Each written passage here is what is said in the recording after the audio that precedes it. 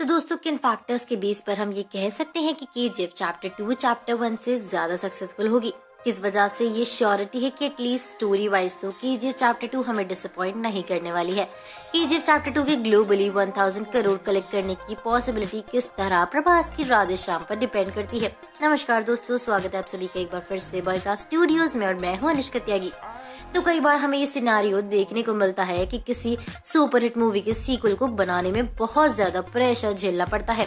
इसी sequel pressure में कुछ फिल्में बिखर जाती हैं तो कुछ निखर जाती हैं। और वैसे भी ये साल तो है ही सीक्वल्स का, जहां करीब 11 सीक्वल्स रिलीज के लिए शेड्यूल्ड है। तो जब सीक्वल्स की बात कर रहे हैं तो साल की सबसे बड़ी सीक्वल की बात किए बिना कैसे रह सकते हैं, जो कि है केजीएफ चैप्टर 2। ये स्टारर केजीएफ 2 साल की सबसे ज्यादा अवेटेड फिल्म बनी हुई है, न सिर्फ साउथ में ही बल्कि हिंदी स्पीकिंग ऑडियंस में भी। और इस बात की पुष्टि की है मीडिया रिसर्च कंपनी और मैक्स मीडिया ने। ऑल्दो डब्ड हिंदी वर्जन होने के बावजूद भी जनता इसके बारे में बात किए बिना नहीं रह पा रही है और जल्द से जल्द इसके आगमन का इंतजार कर रही है। पर दोस्तों सवाल ये उठता है कि क्या केजीएफ 2 सीक्वल के प्रेशर को बढ़िया से हैंडल करके चैप्टर 1 से भी ज्यादा सक्सेसफुल हो जाएगी? इसी बात का आज हम विश्लेषण करेंगे। तो इसका जवाब इन शॉर्ट है, बेशक ही ये फिल्म ब्लॉकबस्टर बनने वाली है और इतिहास रचने का भी मद्दा रखती है। दोस्तों अब इसी पॉइंट को ब्रेक डाउन करें तो सिंपली इसकी पहली वजह तो इस फिल्म से बंधी हुई हाइप ही है। जिस फिल्म के ट्रेलर को ही जनता ने वर्ल्ड का मोस्ट व्यू ट्रेलर बना डाला हो, तो सोचो उसे थिएटर तक देखने भी तो कितनी जनता जाएगी। तो इसके मुताबिक केजीएफ 2 इसके फर्स्ट पार्ट का बदला तो इसी हाइप में हंसते खेलते निकाल देगी। और फिर बाकी सारे फैक्टर जैसे जैसे यश का रॉक स्टार का तगड़ा फैन बेस, टेड विलन अधीरा यानी संजय दत्त का विलन पोर्ट्रेयल, एक्शन से भरपूर कुछ कमाल के सीक्वेंस और विजुअल ट्रीट के जैसे शूट लोकेशन भी सेकंड पार्ट को फैन से जबरदस्त रिस्पांस दिलवाने में भरपूर हेल्प करेंगे।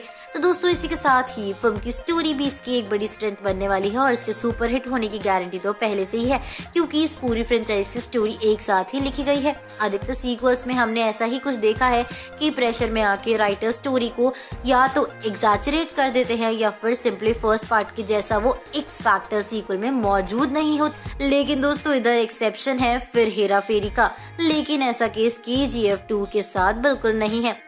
ये हमें इसलिए डिसअपॉइंट नहीं करेगी क्योंकि स्टोरी को पहले ही फाइनलाइज कर दिया था, पर बड़ी होने की वजह से इसे 2 पार्ट्स में तोड़ के बनाना पड़ा। अब दोस्तों बात करें फिल्म के 1000 करोड़ ग्रॉस करने की पॉसिबिलिटी, तो राधे श्याम पर कैसे डिपेंड करती है।